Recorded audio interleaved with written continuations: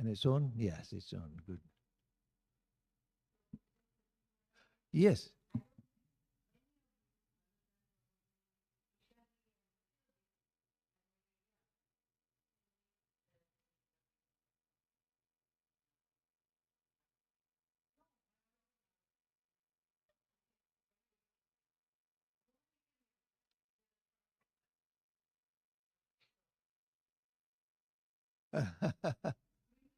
Streaming.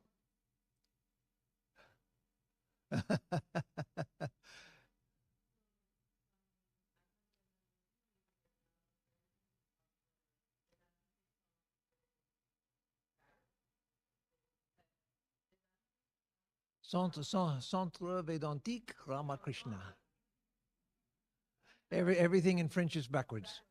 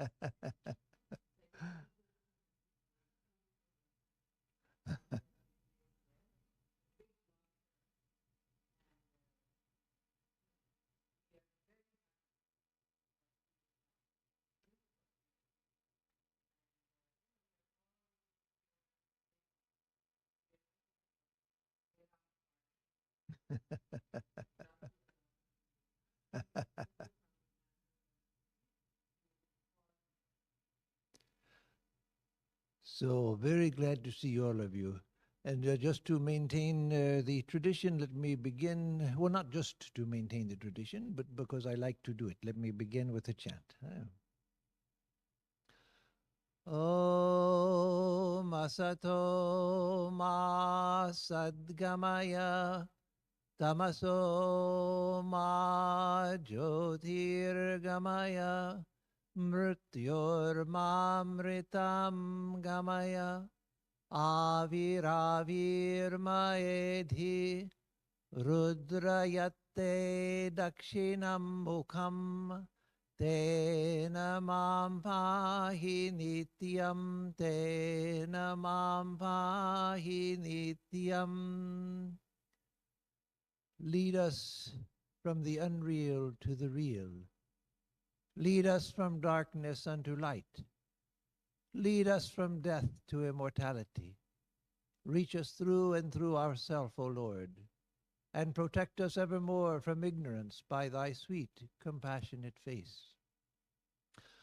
Om Vishnur Va Tripurantako Bhavatu Va Brahma Surendrotha Va Bhanurva Shashalakshanota Bhagavan Buddhota Siddhota Va Ragadvesha Visharti Moharahita Sattvanukampodyato Yasarvai Sahasamskrito Gunaganais Tasmai Namah Sarvada.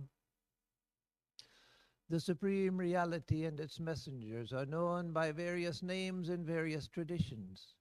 But as for me, I offer my worship always to the one going by any name and belonging to any tradition that is free from attachment and hatred, free from worldliness and delusion, who is possessed of all noble virtues, and who has compassion for all living beings. Om Shanti Shanti Shanti Harihi Om Tat Sat. Om, peace, peace, peace be unto us all.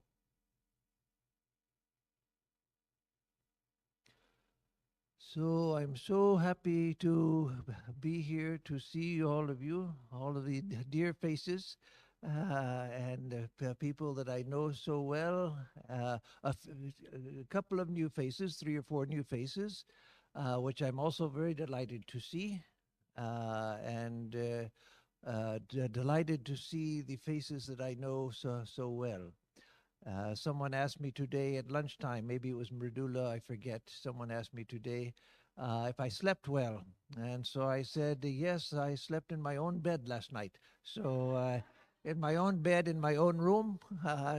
So, of course, my sleep was very, very good last night. And it felt like that when I came here. It felt like coming home. I should say, to be fully truthful, that Gretz now also feels like home, but this feels equally like home. This feels very much like home. I walked around the grounds today. Everything looked so familiar. I took a drive in the car to Target to get some clothes that are not easy to get, the type of clothes that are not easy to get in France, or you can get them, but they're twice the price as they are here because they're imported. And all of the roads were familiar, the stores were familiar. So really, it feels like coming home, and I have come home. I have come home. Houston was a very, very good home to me. The people, all of you here, were so good to me. And I have nothing but good memories that I have carried with me to France. And I pray regularly for the center and for the devotees here. Uh, and Today is, and all of the 3 days that I'm here, we'll have satsang every evening. And so there's not a formal topic. There's not a particular, I'm not going to give speeches or anything. I want to talk with you. And so I will uh, ask you if there are any questions in a few minutes. But before that, I just want to say a few things to all of you. And I may repeat these same things every night if there are different people here on other nights, or if there are people who come in addition on other nights that weren't here tonight, because it's the things that I want to say to all of you. And that is, I know that there have been great difficulties here. That's known to all of you. It's known to me.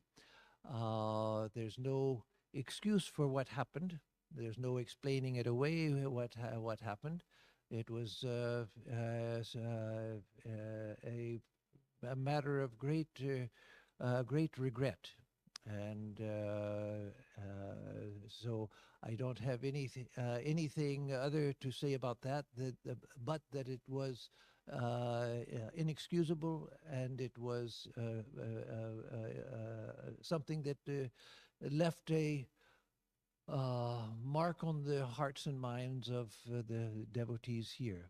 And I apologize for that on behalf of the order, as a representative of the order. It was something that should not have happened. It did happen.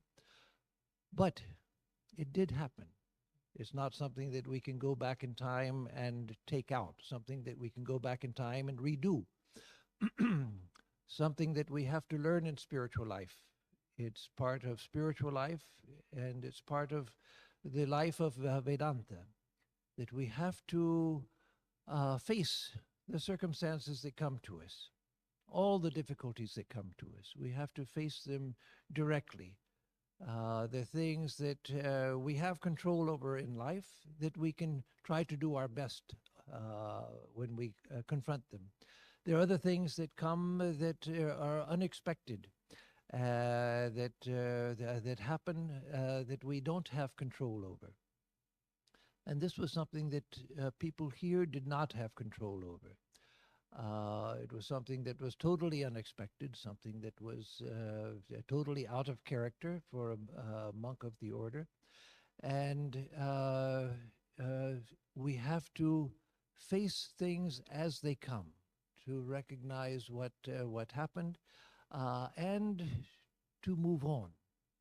Not to hide it, not to say it didn't happen, not to try to explain it away, and not to try to hide from the fact, but it happened. And what we have to do is to move forward. What should not happen is for something like that to destroy a beautiful center, which is the result of the sacrifices of many, many people. The amount of energy that has been put into the development of this center Shobha's not here tonight, but she was here this morning for lunch. And she's the oldest continuous member of the Vedanta group, living continuous member of the Vedanta group in Houston, going back to around 1980 or 1981. Since that time, people have put their heart and soul into the work here, their heart and soul into developing the Vedanta work here. A good work, a worthy work, a valuable work that has helped many people and continues to help many people. People have put their resources. So some of the people put more resources into it than they logically should have. And so that we have to recognize, that the center is more than the mistakes, and I call it a mistake. I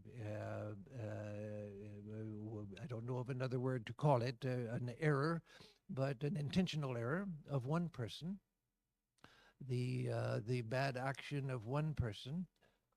That should not be allowed to destroy a center. That can't be allowed to destroy a center. The center is not about one person. One person coming here and doing something that they should never have done, for that to destroy a center, for that to destroy people's faith, for that to destroy the spiritual lives of people, that would be a blame on us, meaning all of us here. That can't be blamed on the bad action of one person. If we let the bad action of one person destroy our spiritual life, destroy our faith, that's on us. That's our responsibility. We are the ones who allow that. That we can't allow. So I'm so glad to see so many of you who have come tonight. So I want to say that Sri Ramakrishna is real. Sri Ramakrishna is living, and he's here. I felt it tonight as I did the arati, as I used to feel it when I lived here. That Sri Ramakrishna is here, he lives here.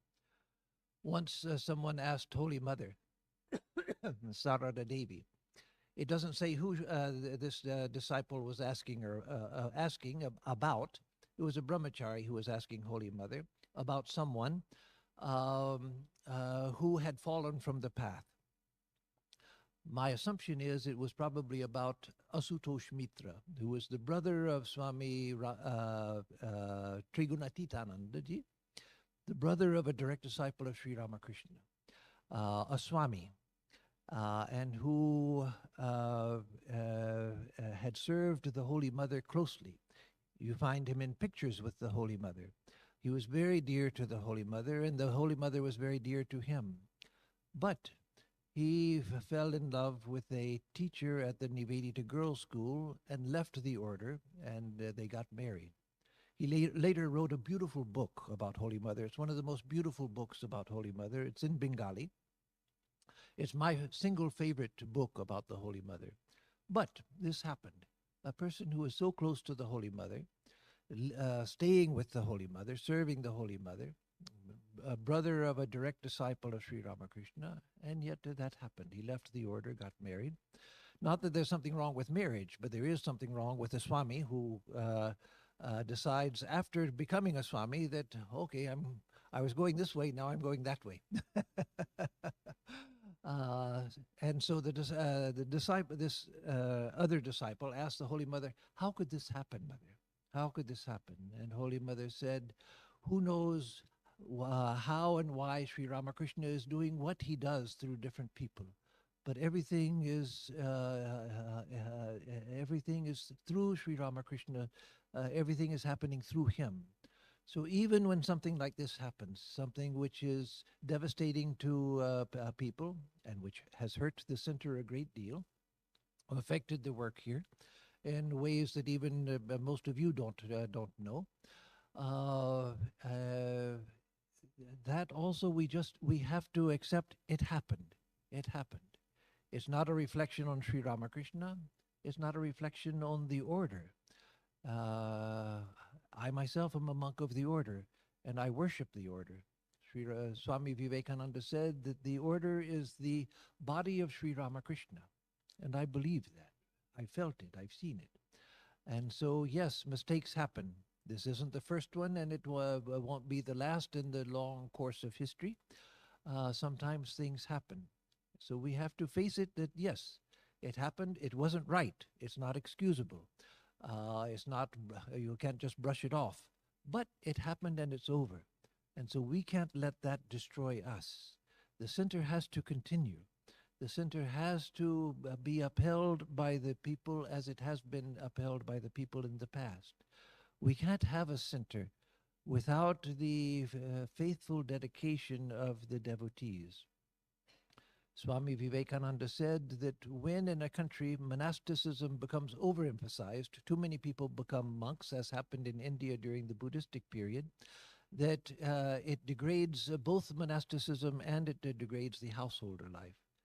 That the spiritual life in a country depends on a healthy balance between the devotees and the monastics. Both are necessary. If it weren't for you, there wouldn't be a center here. There would be no center here. It's because of the work that you have done, the sacrifices you have made, the resources that you have given, that is why the center is here. And that's why I'm here, and that's why I was here before. I didn't come to Houston because I suddenly had a desire, well, I think I'd like to go live in Houston. I'll go try that out. No, it's because there was a group of devotees, sincere devotees, who over a number of years had built up the work here. And Bellarmine finally, after many appeals from the devotees here in Houston, Bellarmine finally said, okay, we'll have a center. And so the center was started. And what recently happened isn't the first problem that the center has had. There have been other problems that the center has had, including my running away to France.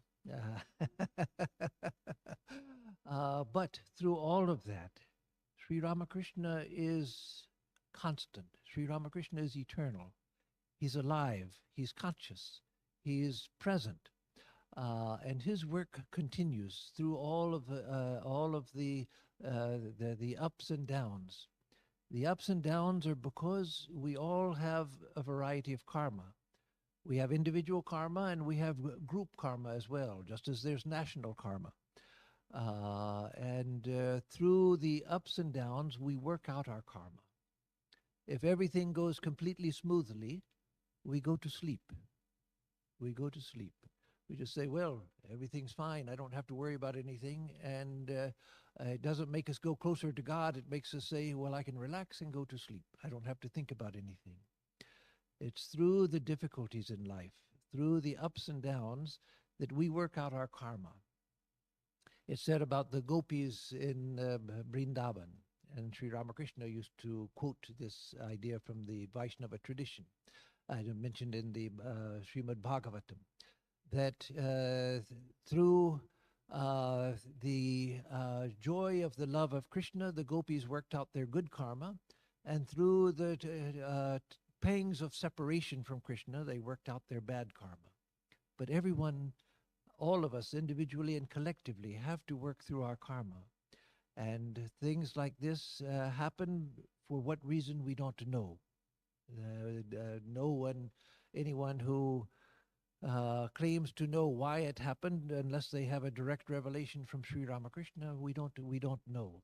But it did happen, and what we have to do, it's a test for us. There's the idea in, well, let me preface what I'm going to say by saying that in each spiritual tradition, each spiritual tradition has made a contribution to the symphony of spiritual life in the world. And one of the ideas in Christian mysticism is that the difficulties that we face in life are a part of our spiritual growth. They are a part of our spiritual growth. Again, it's by facing difficulties, it's by overcoming difficulties, even those that seem insurmountable, that we grow in faith. Again, part of the idea that, and this was something that was mentioned a lot by the Christian mystics, that the difficulties we face in our life with other people, in our personal lives and in our group lives and so forth, all of that is what strengthens us. If it destroys us, that's our fault because we've allowed it to destroy us. We have a choice. We can allow things to strengthen us, we can allow them to destroy us. And so we have to choose what we want. And I hope that people will choose that we want to be strengthened. We want to rise above circumstances. We want to learn from circumstances. If we learn from the difficulties we have to face in life, and if we allow the difficulties in life to strengthen us, because we can allow it, we can allow it, this is within our power. If we allow the experiences in life, the difficulties to strengthen us, then we find that even the most difficult things and the most inexplicable things, that they actually help us forward. And that's true again of individuals as well as of groups. And so the center of Houston is a wonderful center. It's something that's been built up with so much love and devotion. It would be a great, great shame if people began to think that, well, it's all been a waste. We might as well just give up. Things haven't worked out, so let's just let it go. Let's just let it go. No, that we can't do. We can't do that. I can't speak for all of you, but I know many of you whom I know so well. I know that your lives have been helped by the center. I know that your lives have been improved by a contact with the center, a contact with other devotees, by the activities here and the swamis that have come through here. Think of that. Think of what would be lost if people were to say that, well, how are we going to continue after this? It's not worth it. It's too difficult. There are too many things to do. Who is going to do all of the work? It's we have to, every year we have to give more money because this center requires money to run. We can. Why should we keep up with it? Just let it go. Let it go. Sell the center, and we'll just go back to what we were doing before. No, no, no. That would be a great travesty. It would be a disservice to Sri Ramakrishna, and it would be a disservice to the devotees who have worked so hard to build this center up, and it would be a disservice to yourselves. So when we read Swami Vivekananda, what is the one thing that we feel most when we read Swami Vivekananda? This call to strength, this call to strength. I've in the midst of writing an article for next year's special issue of the Prabuddha Bharata. And for that article, I have had to go back through Swami Vivekananda's California lectures. And if you read those, then they bring such strength. He says, the one thing I have to say to the world is stand up and die game. An American expression, stand up and die game. That means to do the best that you can, whether I live or die, it doesn't matter, but I'm going to do what I have to do. He says, that's the one thing that I have to say to the world, stand up and die game. Death is the worst thing that can happen to us, and so don't be afraid even of death, but stand up and take the blows that are going to come. Now I'm paraphrasing. It's a direct quote where he says, stand up and die game. The one thing I have to say to the world is stand up and die game. But then continuing, he says things like, take the blows that are going to come, but move forward. Don't give up don't give up. He says the only hero is the one who faces every difficulty. Swami Vivekananda himself, how many difficulties he had to face. People think, well, he was a great saint. He had Sri Ramakrishna. He was a Nitya Siddha. He was born one of the 7 rishis that was born to help humanity, and so life must have been wonderful for him. He was a great illumined soul. Yes, he was a great illumined soul, but his life was very, very difficult. How many struggles he had to go through. When he came to America, even some of his brother disciples publicly told people that he's not teaching Sri Ramakrishna. His brother monastic disciples, some of them passed out pamphlets in Calcutta against Swami Vivekananda, his own brother disciples. When he came back from America, he was not allowed into the Kali temple at Dakshineshwar, where he had spent the most blessed years of his life with Sri Ramakrishna. They wouldn't allow him into the Kali temple because he had crossed the Kalapani, the black waters. He couldn't enter into the. He was considered to have lost caste, which is strange for a sannyasi who doesn't have caste, who's gone beyond caste. But that was the idea, and. There were missionaries in Michigan, in the state of Michigan, that tried to poison him. They tried to poison him. They put poison in a drink that was given to him at a social occasion. And Sri Ramakrishna appeared before him and said, "Don't take it, there's poison." They tried to defame him. So many difficulties he went through. And yet, he never gave in to difficulties. So that's what we have to do. That's Vedanta. Vedanta is not flowing with the current when everything is going well and everybody's happy and saying, "Oh, this is great. I love Vedanta. I love the center. I love all of that." And then a difficulty comes and we jump ship. No, no. Vedanta is standing firm in the face of all difficulties, keeping faith in the face of all difficulties. The person who maintains faith, who maintains a spiritual attitude in the face of everything, is the person who comes out on the other side with spiritual illumination. That's the only way, is to continue, to stand up and continue. And as Swami Vivekananda said, again, to die game. Again, dying game means also to die in the struggle. If we don't get to Jivan Mukti now, well, I'm going to continue struggling. I'm going to continue struggling. Because there's nothing to go back to. There's nothing to go back to. You let the center, if you let the center die, if you let the center just fall apart and say, well, why continue? We tried and it didn't work, just let it go, let it go. Let's just sell the property and forget about it.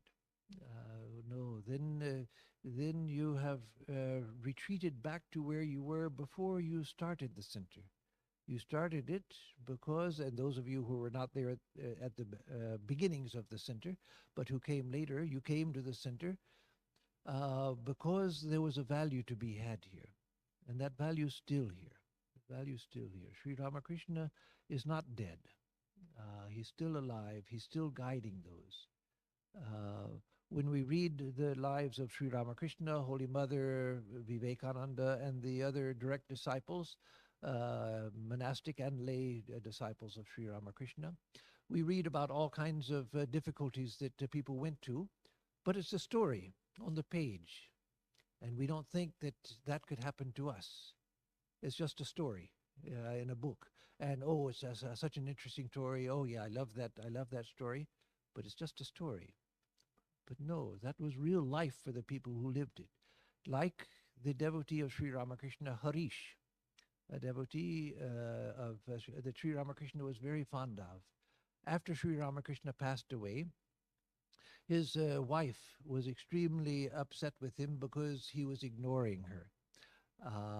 And so she got a tantric sadhu to perform a spell over him and to secretly give him medicine, which would cause him to have a tremendous attraction towards his wife, an uncontrollable attraction towards his wife. So that happened. He went to Jairambati to see the Holy Mother when this began to take effect. And so he chased the Holy Mother around her village home, chased her around and around. The Holy Mother ran for her life because he was attacking her to rape her. This devotee of Sri Ramakrishna, the beloved devotee of Sri Ramakrishna, Harish, is mentioned in the Gospel of Sri Ramakrishna. So he chased her around and round and round the house. Finally, when 7 times around the house, Holy Mother said that she realized she couldn't outrun him. So she stopped, and then she said, I took on my real form, which must have meant her form as Kali, And so she turned around, faced him, threw him on the ground, grabbed him by the tongue. I don't know how you grab anybody by the tongue, but she grabbed him by the tongue and slapped him in the face again and again until someone came and took him away. So it makes a wonderful story. We read about it, but imagine that happening here and now. Imagine in something like that happening. These things happen. They happen. It's why they happen, we can't say. But what we can say is that the person of faith, the person of substance, the person who has grit, who has some substance to them, they keep going. Holy Mother didn't say, well, what's the use of Sri Ramakrishna if he allows something like this? And all of the disciples hearing about the story said, well, what good is Sri Ramakrishna if he allows something like that to happen? So we might as well just give up and wander our lonely ways and do what we were doing before. No, we continue. We face what happened. We face it the best way that we know how. Sometimes we don't know how to face it, but we face it the best that we know how.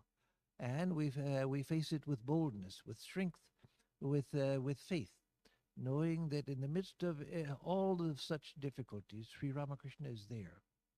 He's there. Nobody is dead. Nobody has lost their life.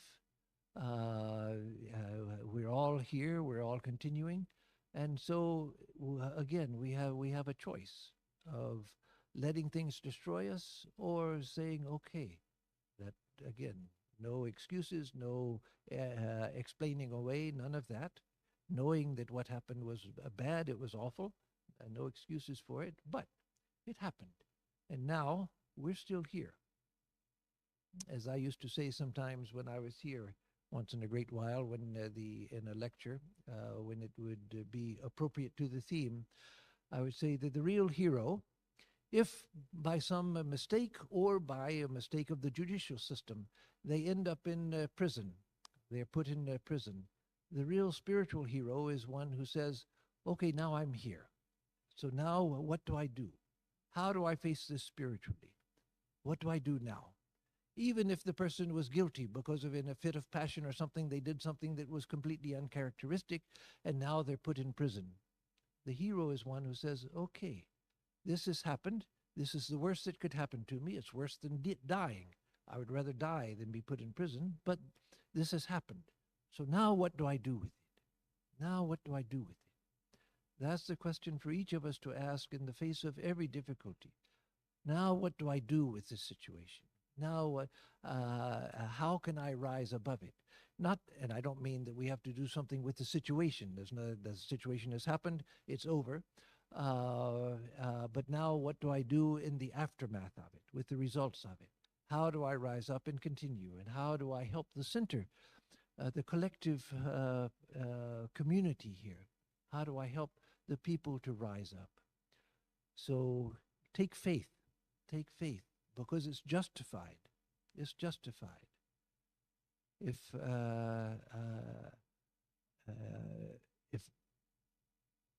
I allowed something like that to destroy my faith, I can't imagine it even happening.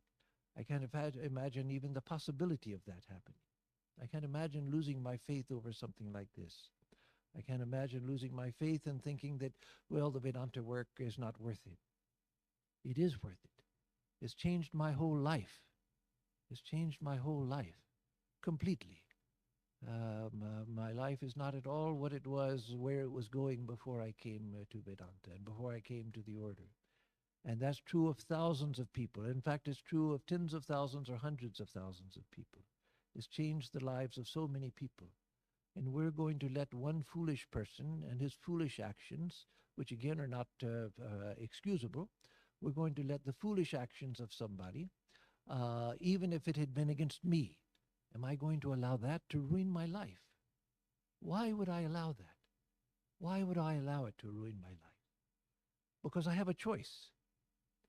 I can be undone by it. I can be bitter for the rest of my life, made bitter for the rest of my life by it. And even if it doesn't happen to me, but to somebody else that I care about, I could be bitter for the rest of my life. or I can move forward. We have a choice. We have a choice. And one other thing, let me say, and that is that don't don't look for scapegoats, people to blame for what happened.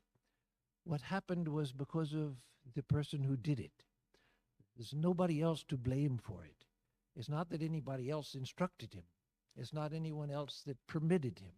It's not that anyone else encouraged him.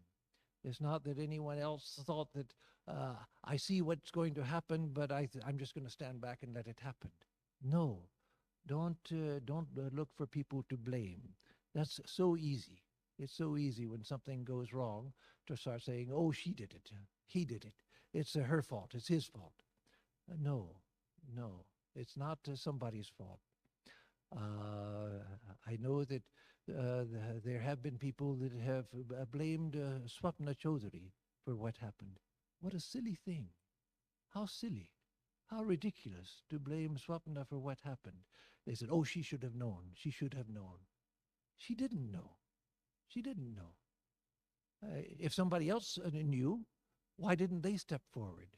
If somebody saw it, why didn't they step forward? Why blame Swapna Chaudhary when she didn't see anything? And to think that, well, she should have known, or to think that she did know and she didn't say anything, that's foolishness. There's no excuse for that. I have no sympathy for that. I have no sympathy whatsoever. And if anybody says anything like that, I'll put it back in their face, because there's no excuse for that kind of silliness, that looking for somebody to blame. No, the Swami did it. He did it. There was not anybody else involved in it, in encouraging it or making it happen, and no silent witness that saw, "Oh, this is what's going to happen, and I'll just sit back and watch." No, no. So don't look for people to blame. It happened. It was inexcusable. It wasn't a mistake. It was intentional, and that we have to admit. It was intentional. It was. It wasn't just a mistake. It wasn't just bad judgment. It was something that should never have happened. It was unworthy of a monk of the Ramakrishna order. But it happened, and nobody else is there to blame. Nobody else was behind it. And because, again, I'm repeating myself, but it's because it's important. And I see Mridula and people have come in afterwards. So it's worth, and Melind, it's worth repeating that because somebody did something which was bad and should never have been done, that we're going to let the whole center fall apart. How could we do that? How could we read Swami Vivekananda? How could we read Sri Ramakrishna and think that, well, the solution to the problem is to let everything fall apart? Let's sell the property. We can divide the money among ourselves. Actually, you can't, because it's a not-for-profit, so you have to give it to another not-for-profit. So, but how could we think that? After reading Swami Vivekananda, after reading Sri Ramakrishna, how could that idea even come into the mind? No. As I said, even if the worst thing happens to us, like, as I said, the hypothetical of one of us ending up in jail, imprisoned, whether justifiably or unjustifiably, innocently or for guilt, the first thing to do is to say, "Okay, I'm here. Now what do I do? In this situation, how do I stand up? And how do I go forward? In this situation where everything is against me, how do I continue my spiritual life?" That's what we have to do in every situation, even the worst of situations. So that's basically what I wanted to say. And as I said at the beginning, on other nights, if there are other people here who are not here tonight, I'll say something similar as well, because it's extremely important that to say this. It's extremely important that people know this, and that we not allow some such awful incident, however bad it might be, to destroy people and to destroy the center. So On a more positive note, let me just say that again, I was so delighted to come here, to be back home in Houston, to see the center and to see everything looking so familiar, so homely, as we say. And just walking around, I was amazed at so many of the plants that I planted, that they're thriving. Yes, some haven't, but that would have happened whether I was here or not. Not all plants survive, but the plants are doing beautifully. And the center is doing beautifully. This building was a marvel of construction. It was built very solidly. It was built so that we could use it as a hurricane protection as well, that it would continue standing even in a hurricane. And to see the center, to see the lovely shrine, which has been served devotedly by the devotees and by the monks who have come through, is a real joy. Is a real joy to be here and to see all of you, people that I truly love very deeply, that I love very deeply, and including the several new faces that are a delight to see also. To see that new people are coming. That's the sign of life, that the center will have a future if we allow it to have a future. And we must allow it to have a future. There's not a choice. You must allow it to have a future. If someone cannot contribute, and I don't mean monetarily or even by labor, but contributing at least by good thoughts and good prayers, then it's better not to come. If you come here, come with good thoughts. Come here with prayers for the success of the center. Don't come here to criticize what everyone else is doing. Don't come here to pull everyone else down. That doesn't do you any good, and it certainly doesn't do anyone else any good. Yes, none of us ever agree with everyone about everything. Even Holy Mother, there's that beautiful incident in Holy Mother's life where uh, uh, there was this woman who wanted to serve Sri Ramakrishna his meal, and Holy Mother was carrying it to Sri Ramakrishna. And this woman came and said, "Oh, Mother, I want to give it to Sri Ramakrishna." So Holy Mother allowed her to take it to Sri Ramakrishna. Then Sri Ramakrishna scolded Mother and said, "Why did you allow her to, now you know I can't eat it after she has brought it here. Why did you allow her to do that?" And Holy Mother said, "When someone addresses me as Mother, I cannot say no." So later, Golap Ma asked Mother, "Mother, why is it that sometimes, even with Sri Ramakrishna, you showed willfulness? You argued even with Sri Ramakrishna." She said, "Can one agree with another all of the time? It's not possible. So you no one is going to agree with everyone, and you don't have to agree with everyone, and you can voice your disagreement, but do it in a constructive way. Do it in the sense of trying to help things forward, not in the sense of pulling things down." So make the work here your own, and your own in the sense of, what can I do? You all know the very famous words of John F. Kennedy in his inaugural address when he was elected president. He said, and actually it turns out that he took this phrase from someone before his time. I forget who it was he took it from, but he's the one who made it famous. He said, "Ask not what your country can do for you. Ask what you can do for your country." So ask not what the center can do for you. The center will do a lot for you if you allow it to, but don't ask, what can the center do for me? And how can the center serve my needs and serve my ego and serve what I want? Ask what you can do for the center. How can you help the center? The center is not about any one person. It's not about any one person. There are a handful of people who have given their lives to this center for years. A handful of people, you can count them on the fingers of one hand, of people who, or it may take two hands for the number of people. But you don't have to start including other people's hands, just two hands are enough. People who are here day after day, week after week, month after month, year after year. If there's anybody who can do better than they are doing and do it day after day, week after week, month after month, year after year, and they're still here. They're still here. They're still ready to do the work. If anyone can do that and thinks that they can do better than the others, then come forward. We'll be glad to use your energy. And some of those who would like to retire from doing so much, then they can retire. But don't criticize those who are doing so much work here, keeping the place going, coming over and over to see that everything is okay. During the several periods when there has been no Swami here,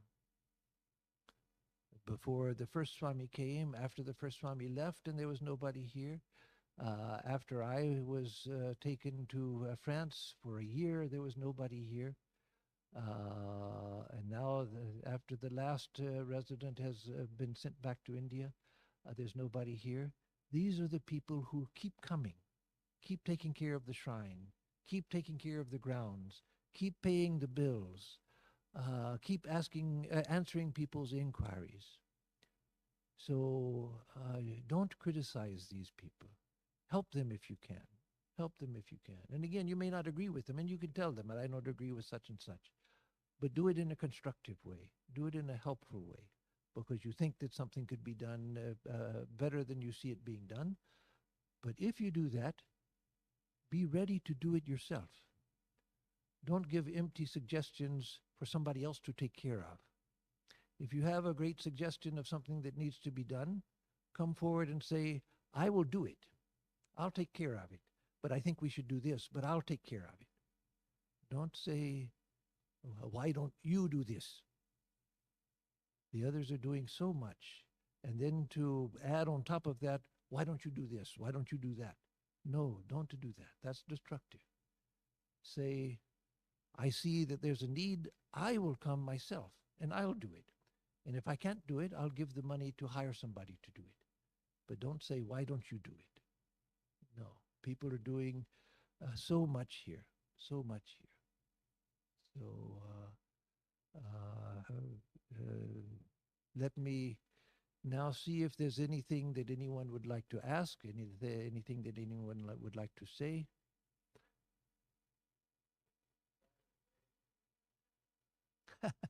Yes, good. I'm glad you brought up a good topic that I would be happy to talk about. So the center in Gretz, the center where I am now, about 30 kilometers outside of Paris, is a beautiful center. It's an old center. Swami Siddheshwarananda was sent from India to France in 1937. The French had asked for a Swami of the Ramakrishna mission because Romain Rolland, the great French author who was a Nobel Prize winner for literature, he had written the biographies of Sri Ramakrishna and Swami Vivekananda. And so he was the greatest living writer in France at the time. And so when he wrote something, everyone paid attention. He also wrote about Gandhiji. But his books on Ramakrishna and Vivekananda created a stir in France. And so people began to write to Bellarmine and ask for a Swami. So Swami Siddheshwarananda came to Gretz. He was selected by Josephine MacLeod, an American devotee of Swami Vivekananda. She used to have great respect from the authorities of the order. Even the direct disciples had great love and respect for her. And so they would ask her opinion about who to send to the West. So they selected Swami Siddheshwarananda. He was the nephew of the king of Kochi, the Maharaja of Kochi in Kerala. And so he was from a royal family and always had that regal bearing. Not the regal ego. He didn't have that. He was very unselfish, and the ego had been burnt out of him. But he was a great spiritual soul. He was considered to be an illumined soul, a perfected soul, and a great intellect. So he was sent to France, and when he got there, there was a big public meeting called, and people came, many dignitaries, scholars and famous people came. And the Swami said that, I have come here to France to serve you, to present the ideas of Vedanta to you, to make them available to you, and I need your help. Because I don't speak French. I will learn, and I've come to your country, and I am here to help you, but I need your help also. Everyone disappeared. Everyone disappeared. Everyone had invited. We want a Swami from the Ramakrishna mission, but nobody wanted to take care of the Swami. Nobody wanted to help. They wanted a Swami to come and speak and entertain them. And so everybody disappeared except for one couple, Monsieur and Madame Sauton. They were ordinary people. Madame Sauton, she had minimal education. She could read and write. She was intelligent, but she had very little education. Her husband had education, but they were people of ordinary means. They came to the Swami and said, Swami, we'll take care of you. And so they took him in and helped him develop the work. And that was in 1937. By 1940, I think it was, Hitler had invaded France. And they all had to flee to the south of France, to the free part of France, to avoid the Nazi invasion. And so they spent the years of the war in the south of France, it is trying to stay away from the Nazis. And after the war, they came back to the Paris region. And Swami Siddheshwarananda began to become recognized as a great scholar, a great intellect. He was invited to speak at the top universities in Paris and all over France. And in his time, because of his great intellect and his great spirituality, he became widely recognized. And important people started coming to see him. So by 1948, he was able to raise the money to buy the property that we have now, where I live now, in Gretz. Before that, he stayed in the apartment with the Sauton. But they were able to buy this beautiful property of 17 hectares, or about 42, 43 acres, which is very unusual in France. It's not like America, where lots of land is available. If you have the money, you can buy big tracts of land. It's highly unusual to find a tract of 42 acres near Paris. And so they were able to buy that, a large chateau and other buildings. And so the work started to become established there. And people, again, there were many famous people who came through the Gretz Center to see Swami Siddheshwarananda because he was a great soul. After he passed away, I'm telling the history and not getting yet to Suren's question, because to show you the difficulties that other centers have had. When Swami Siddheshwarananda, and there are difficulties during Swami Siddheshwarananda's that he had to face. It is serious difficulties. More serious than the recent difficulty here. Not with him, but with someone else. And when he died, there was no Swami there. A Swami had come to be his assistant, but he had to be sent away. And so when he died, there was no Swami there. A Swami came, and that didn't work out. It didn't work out with the new Swami who came. And he had to be sent away also. And so for about 4 years, there was no Swami in Gretz. Madame Sauton kept everything going. One of our close devotees now comes from, he started coming to Gretz around 1958, after the year Swami Siddheshwarananda passed away. 58 or 59, he doesn't remember the exact year, but it was after Swami Siddheshwarananda had passed away. And he's actually a disciple of Madame Sauton. There was no Swami there. Madame Sauton was alone. Her husband had died. He's buried on the property.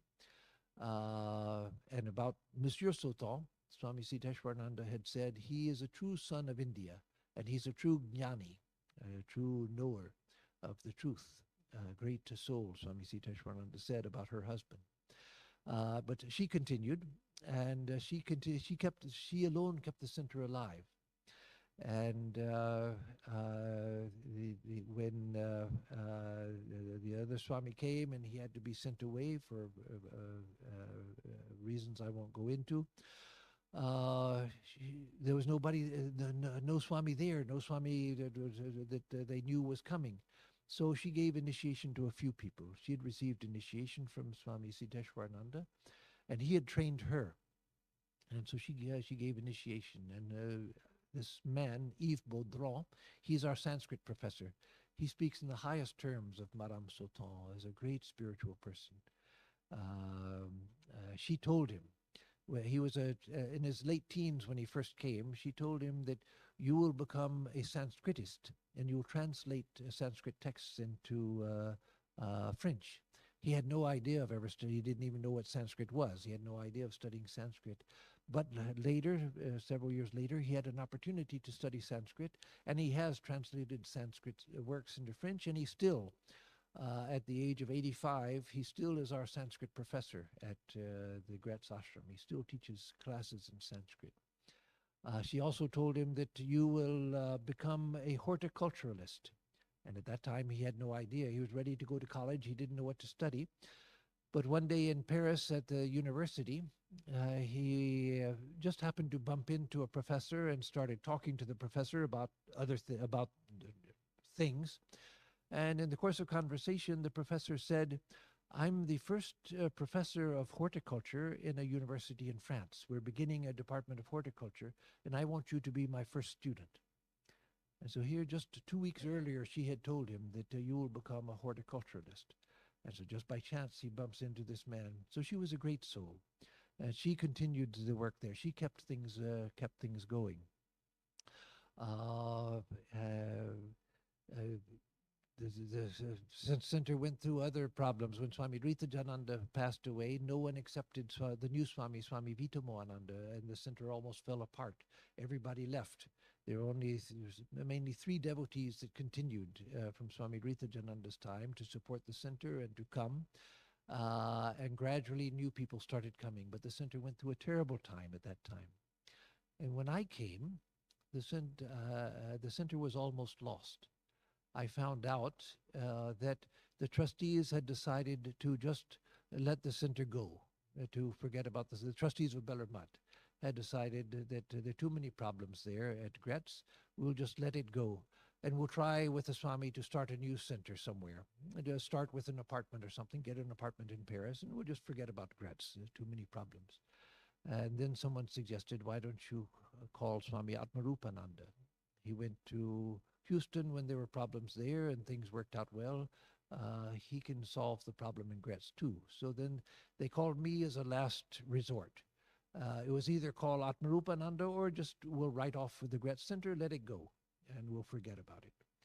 All of those years where people had put so much work, Swamis had been great souls, Swami Siddheshwarananda.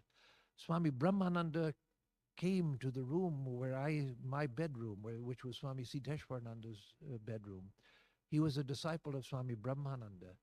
And Swami Brahmananda appeared in the bedroom to Swami Siddheshwarananda, his disciple, decades after he'd passed away, 2 decades after he'd passed away. He appeared to Swami. So Swami Brahmananda was there. Swami Siddheshwarananda, before he died, walked around the perimeter of the property chanting and said that the blessing that I have given to this property will protect it for a long time into the future. All of that was about to be given away. It was about to be, it's too much trouble, let it go. And they decided to call me. I didn't work any miracle. It was the same as coming here, just letting people know that Gretz is here to stay. No one is going to allow the center to be destroyed. We're going to continue. Everyone is welcome. Everyone is welcome here.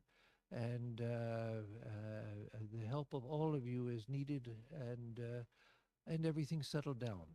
Everything's settled down, and everything is working very harmoniously now. So Houston is not the only center that has grown through difficulties. I could name other centers also.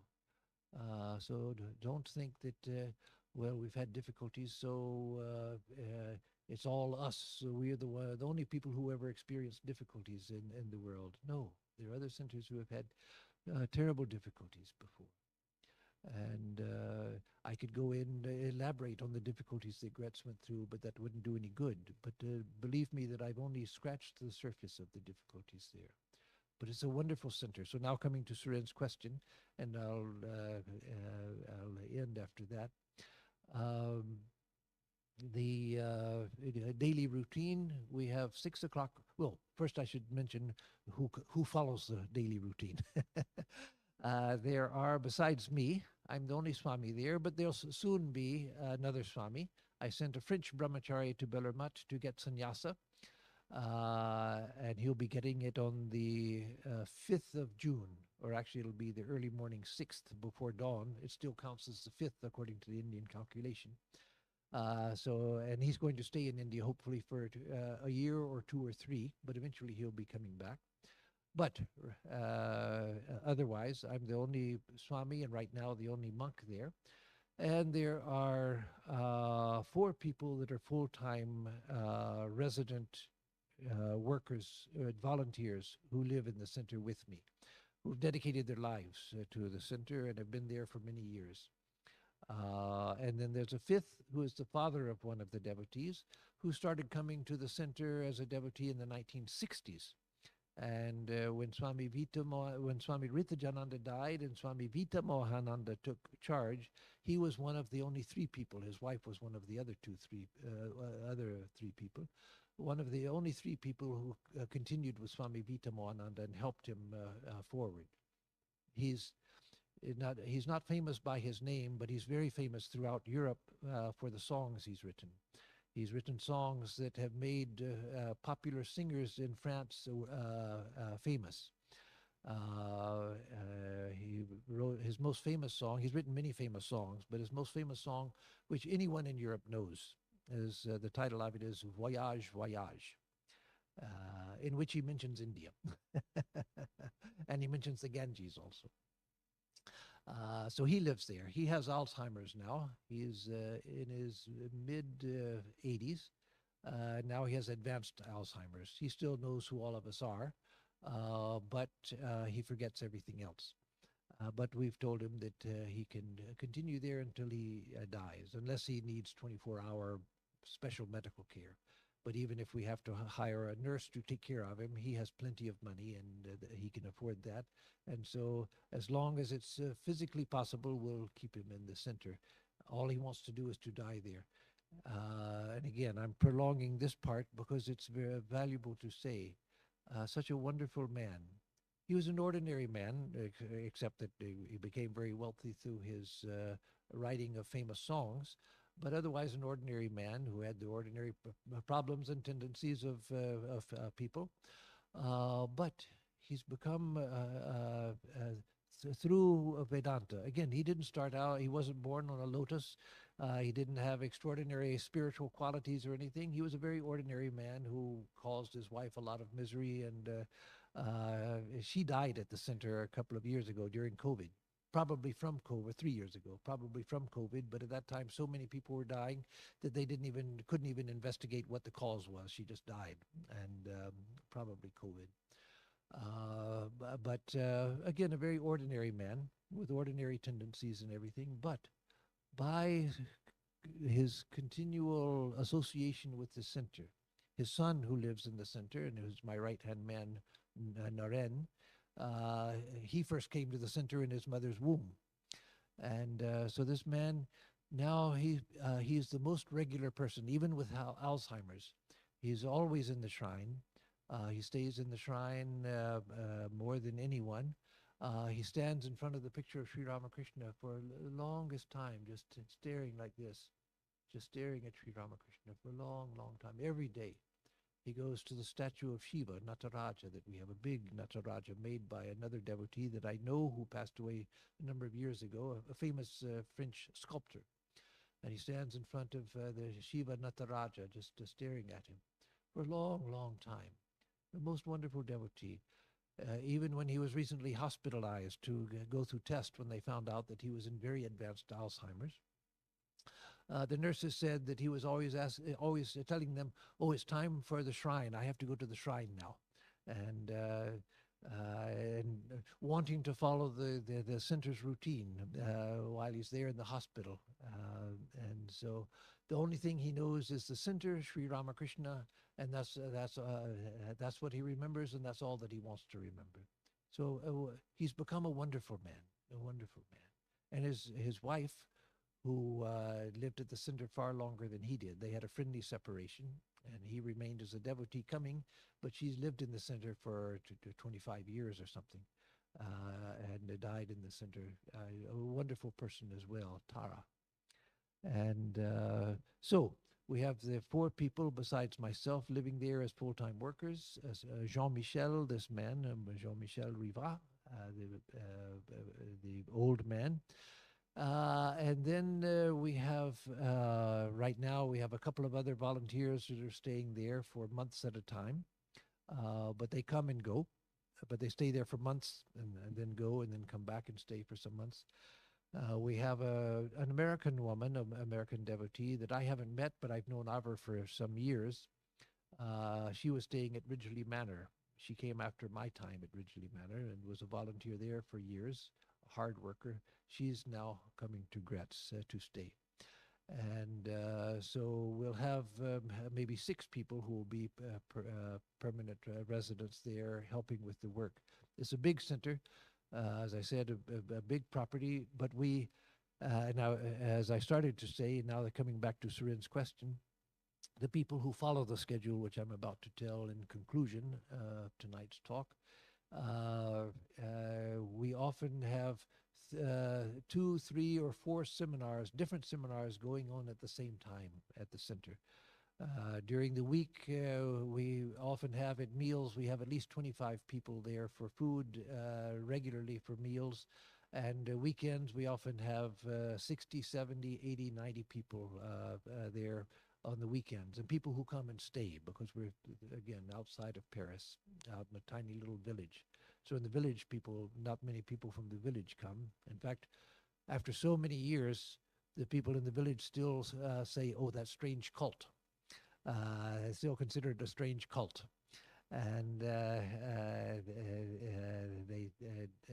in fact, they're delivery people who won't even deliver to us because they won't come onto the grounds of that strange cult. We have a serious problem of getting deliveries to the center.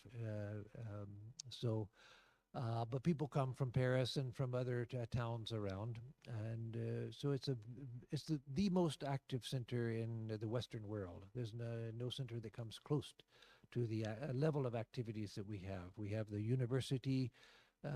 We call it a university. With the different classes, a number of different subjects which are taught there. We teach music, we teach singing, chanting, we teach Sanskrit, we teach Vedic astrology. I teach Upanishads and scriptures and spiritual practices. And we have Ayurveda, a 3-year course in Ayurveda that we give there. People come for Ayurvedic treatment there also. And there's so many things going on. And so oftentimes the place is packed with people. So the schedule. 6 o'clock we have meditation from 6 until 7.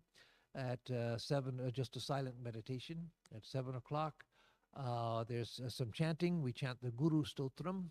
Om Guru Brahma, Guru Vishnu, Guru Devo, Maheshwara, Guru Reva, Param Brahma, Tasmai Shri Gurave Namah, and all of the verses. I forget how many verses are, but a number of verses.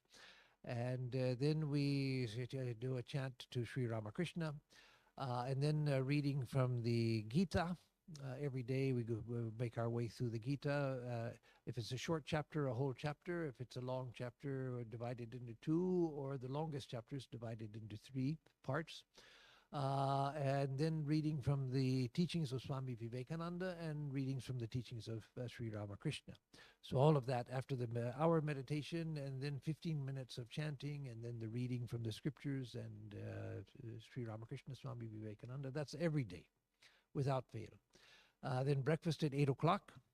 Then after breakfast, we ask everybody, including the paying guests, those who come and are paying for being there. Everybody is asked to help with washing the dishes and cleaning up the dining hall and cleaning the kitchen afterwards, after breakfast. Then there's a worship, a puja from 10:30 to 11:30, a full 10-item puja every day for many, many decades, probably back to Swami Atmarupananda's time. So there's a wonderful atmosphere in the shrine. Many people comment on that, even people who are not devotees. And then after lunch, people who are staying at the center also are asked to help dress vegetables for the lunch. And then we have lunch, and again, typically many people there for lunch. And after lunch, again, everyone is asked to help with washing the dishes and everything. We have a commercial dishwasher, but the dishes have to be prepared and stacked and then put in the dishwasher and dried after they come out, etc., and then put away. And then in the afternoon, also, we ask people to help dress the vegetables for the night meal. And then in the evening, we have arati with the singing at 6 o'clock until 7 o'clock, and then supper at 7:30. And then most evenings at 8:30, we have a program, a reading or chanting or a guided meditation or something at 8:30 in the evening. And then people are free for the day. So it's a full day. And so my day is very full because part of my duty there, what I do, what I need to do, and what I should do, and what I do, is to be present for everything. So I'm there for breakfast, whether I want to eat breakfast or not. I'm there for breakfast. I'm there for other things. But with so many seminars, I'm often asked to come and to participate in a seminar, to give a talk or something, depending on the subject. And people coming to see, to ask questions, to want an interview with the Swami. And so my day is extremely full, but I'm never in a hurry because with the team of people who are residing there, they take care of all of the mechanics and the logistics and everything. So my duties are to be present at different things and to be there for people and then to give teachings. So those are the things that I do, but it takes up all of my time. So I go from one thing to the next thing, to the next thing, to the next thing. If I think about all the things I have to do, it would drive me crazy. So I don't. I say, okay, it's such and such time. Okay, it's time to do this. And when that's time, okay, okay, now it's time to do that without thinking about other things.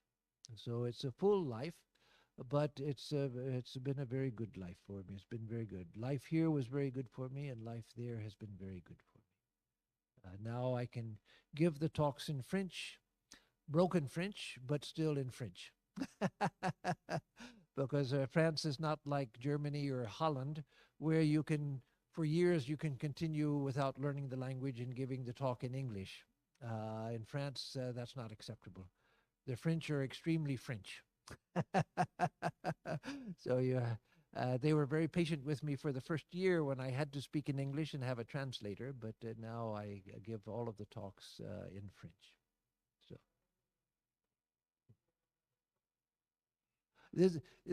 what I said are the schedule every single day, 7 days a week. And on Saturdays, I give a talk. It's the course in philosophy. So my Saturday talks are at 5 o'clock in the afternoon, are talks on Vedanta philosophy. And then on Sunday, I give a spiritual talk on spiritual life. So Saturday is a talk, Sunday is a talk. Tuesday evening, I give a guided meditation for the public. People come from, a few people come from the village, the few people that don't look on us as a cult. They come for the meditation. On Saturday morning, I give a guided meditation for the public, everyone in the public invited. And then we have 4 days a week, we have free yoga classes, hatha yoga classes. We have about 22 among our close devotees, we have about 22 yoga teachers, certified yoga teachers. And so they take turns coming and teaching free yoga classes. And people from the town and neighboring towns are invited to come for free. and have 4 days a week to have. Actually, it's 3 days a week, but on Saturday there are two classes: Saturday morning and Saturday afternoon, and so it's a very full schedule. I don't. I just started the first gardening I have done. I started about 3 weeks ago. I planted some rhododendrons and azaleas, and so it's a very limited part that I can easily take care of. And also, right now, I'm the only one that knows how to drive the tractor, the big farm tractor. Nobody else knows how to drive the farm tractor. So I'm doing that right now as I teach a Bangladeshi devotee who we pay. He's a paid hand at the center, but he's a wonderful man. He does anything anything needed. But he started coming to the center to do painting, and he would paint the rooms and the building and so forth. We ran out of painting for him to do, so now we've hired him to stay at the center and do the gardening work, because we have a large, huge vegetable garden, a vast vegetable garden. We have a fruit orchard, and then flowers everywhere. We must have 200 rose plants and so many other flowers for the daily puja. So he now is taking care of that, and I only putter, and I only started puttering about a month ago.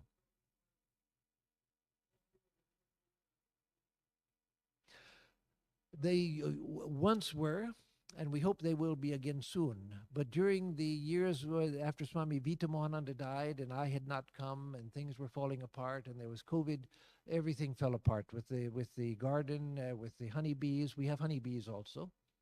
And so now we're trying to revive the vegetable garden. And so hopefully this year we will once again have a lot of vegetables from the garden. We did have cows, and we will have them again. But the brahmachari who was taking care of the cows, when he went to India, I said, "You're the only one who knows how to take care of cows. When you're gone, we can't continue with the cows while you're gone." And so we gave them to, some of you know will recognize the name. We gave them to Bridget Bardot. She was a famous sex icon all over the world in the 1950s and 60s.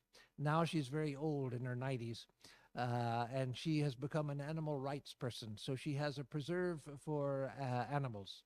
And so she took all of the cows and let them live there into their old age and death. But when the brahmachari as a swami comes back, then we'll get a couple of more cows. We'll get a couple of cows. So right now there are no cows, but normally there are cows with that we have that we get milk from. We have bees, yes, yes, and that also had gone. Bees had gone down to just to 2 colonies. Now, since I've been there, we've built them up to about 13 colonies, 13 or 14 colonies. So soon we'll be getting a lot of honey, and normally we sell the honey too. So once now that we've built them back up, we'll start selling the honey also. So, so there's a lot to do there, lot to do there. Yes. And the devotees do all of the laundry. The people who come and stay there. When we on the weekends we have at least 40 people, sometimes 50, 60 people staying in there overnight. So all of their bed linens have to be washed when they leave. And so our 75-year-old devotee Tapasi, a woman, she does all of that. But she has a team of volunteers that comes and helps her, but she's like a bulldozer. She just goes like this doing work. Swami Ritajananda had told her never be without something in hand to do, some work in hand. So she's always working, even at 75, and even with very bad asthma. Yeah. So, okay, this will be the last, Minky, and then we'll. Knees are very good, very good. I had both knees replaced, and for a while I thought maybe this was a mistake to go through the surgery, because it was so hard. For months after the surgery, I couldn't sleep at night. It was terrible. So for for weeks at a time, I only got like 1 hour sleep at night, and my whole health was in very bad shape because of that. And I thought, well, it was a mistake to get the knees done. I went to India in January to take our brahmachari there for sannyasa and leave him there. And suddenly one day in India, I realized for some time I've been fine. I don't even remember when it happened. It happened so slowly, but I don't have any problems. I sleep well. I have no pain. I can walk for miles. I can run up and down stairs. I don't know when that happened, but suddenly it's that way. So now it has giving me a new, as they say, a new lease on life. It has made a huge difference, but it took time for me to get there. So, with that, let me say, end with the Om Shanti Shanti Shanti. Om Shanti Shanti Shanti Hari Om Tat Sat. Yes, Sri Ramakrishna Arpanamastu.